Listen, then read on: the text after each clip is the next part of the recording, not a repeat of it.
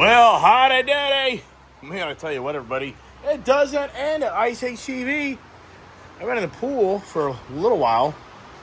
I don't know, probably in there about an hour or so. And man, it's roasty toasty. So I put a pullover because, man almighty, I'm burned out. What am I doing now? I gotta work. I gotta go to work tomorrow. So I'm loading up the Jeep with all my gear, all my equipment, all my cordless tools. Believe it or not, I've had these Milwaukee batteries. This Milwaukee tool right here, this Milwaukee tool, these I would have to say I bought back like in 2012. So these things are like 13 years old.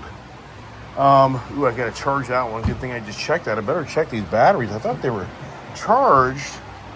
That one is, but they don't last like they used to. So I gotta charge this one here. I'm gonna go over to my charging station over here with all my crap everywhere. It just doesn't end. But yeah, I'm gonna go to work when you own your own company. And this week's gonna be horrendous on the it's gonna be horrendous of the heat coming in. And I got jobs to do, so it's a total bummer. But anyway, so getting all my gear set up for tomorrow. And the thing is, this is the irony. I really would rather be taking my electric tools, which I keep over here in my cabinet. I'd rather be using my Milwaukee. I'm a Milwaukee guy. Craftsman's crap. I'd rather be using my corded tools, corded grinder, with my Lightning truck. Because that Lightning truck, when it comes to working on that truck and powering off of it for electric tools, it's phenomenal. So this truck here, the Lightning, has power ports up front, power ports in the back, and the local Ford dealer is taking them twice to figure out what's wrong with his tailgate, and they can't figure it out. But they did figure it out. It's a module. So the problem is, I need this tailgate to come down and load equipment, and it doesn't. So there's no way without doing severe damage to myself and the truck, so I can't work out of this truck, which I've already worked out of this truck. I mean, even though I even tarnish the electric vehicles, I gotta tell you, for what we do every day in my business, running around doing 150 mile, 200 mile days, we save a lot of money on fuel. And the technology of things is incredible, of the adaptive cruise, the blue cruise. I mean, so there's so many pluses to this truck, and so many people on my channel, like, just get rid of it. I don't know, man. I mean, I'll never ever get it back. And this is an incredible vehicle to work out of. I mean, it's a very practical. This here, it's okay. I mean, it's okay, but it's not big enough. So it doesn't have the storage capability like the Ford truck does. So it's a much smaller platform truck. It doesn't have the power ports to run electric. Any of these, even my heavy duty Bison over there, it has a power port in the back of the bed.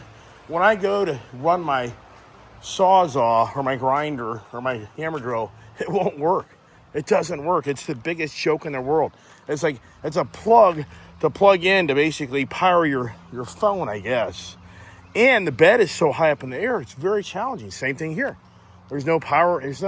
And this truck sits up so high, and the bed is compromised because of that spare tire, but it's a very small bed. So it's not the work truck you want to work out of. The race truck, forget that. That's, it's incredible. I reached out to Koons Baltimore Ford first thing this morning, sent them pictures, sent them a video, sent them VINs, sent them the bill of sale, and you know what? Nothing. You know what I got a response from? On Mark, that's the, I guess the general sales manager up there. So I reached back out to him about 1 o'clock today, and I said, hey, any numbers? And he's like, hey man, we're slammed. We're slammed. That Koons Baltimore Ford, that place is a gold mine. It's a gold mine. It has the demographics of the people that just will buy a car no matter what. And it's government based, so they have the most incredible clientele in this DC area, it's the government guaranteed customers they have all day long. And it's just incredible. So nothing. Goose egg. But now if I was wanting to buy a car or a truck today from them, I think he would have gotten back to me. So it's like, you know what, you guys, how much longer can the car industry just milk every cent out of every consumer that shows up their dealership begging to buy a car? How much longer does it last? I mean, sincerely, it's just the worst. So yeah, so I have no number, but I already know the number. I already know what he's going to tell me, 38 grand. You know why I know that number? Because Sam and I looked at the numbers on F-150 two-door trucks, XLT. The market is anywhere from 31 to 35 grand for the truck. So I already know. He'll come in. He'll probably come in at 35 because he knows the truck, and maybe he can get 38, 39 out of it being custom. Yeah. So I mean, some numbers aren't going to work. But it's just, to me, it's just all the cars I bought from those guys over the years. To me, it's a disrespect.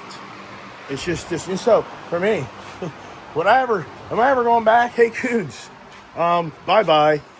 Bye-bye Ford, bye-bye Coons. It wouldn't matter even if I wanted to buy a car. I can't. But I'm like, bye-bye. We had a hell of a day, and Dennis is a great guy up there with GM. So we've had a great relationship. But you know what?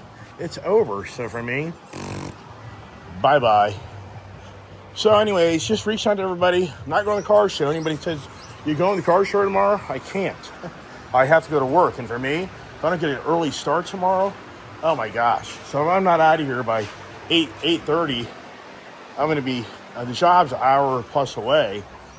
And Brian's not here. Brian's in Ocean City, or Virginia Beach, celebrating his birthday with his family for the second weekend. He had a party last week and all his friends. This weekend's the family. So life is good for Brian.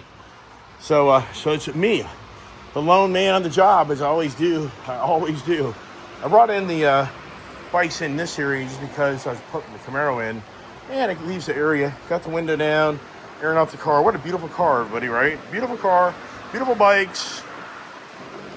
How much longer does it last, right?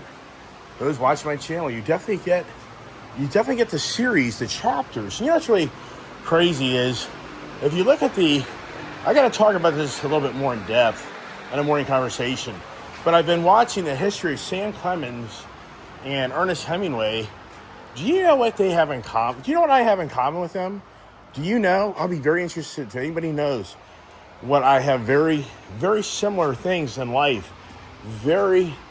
And I never knew this. So I have a whole YouTube channel showing my life. And I never knew. So I'll talk more about that another day in a video. I wonder if anybody will figure that what I'm saying on this comment, where I'm very, in so many ways, the author of my life. And so I'll leave it at that. And once again, not a lot of video today. I'm going to publish everything now. It's all on my iPhone, so it's very, very challenging on the iPhone. It gets all over the place, figuring out how this all works. But my bench, once again, is filling up with clutter. Once again, my whole bench is filling up with clutter. It just doesn't end. The wife went to church, so that's a good thing. And the wife and I are not like hating each other. We have differences of views and opinions, and that's where it gets very, very challenging. So that's what's going on in the channel. It's just some things going on in our life right now that, she thinks one way. She thinks something is not a big deal and it's okay. And I, on the other hand, am saying no. No, it's not okay. So it's not about the repossessions. It's not about the cars. It has nothing to do with that. It's a whole different issue. So, and I'm not going to tell you on my channel what it is. So just suck it up, Buttercup. Continue to watch my channel. Share it with your friends and family so they can see how they think they have challenges. Just watch the Iceman Ice Age TV. You'll feel so much better about yourself. You really will. The Mojave, the Jeep. Tell you, this is an aggressive, good-looking vehicle. It really is. It's a nice vehicle. I mean, at the end of the day, this would be the vehicle to keep over the Chevy Bison. because the Chevy Bison is so big and tall, it's not practical. It's not a vehicle we can really work out of. For Brian to work out a vehicle would be very challenging, extremely challenging.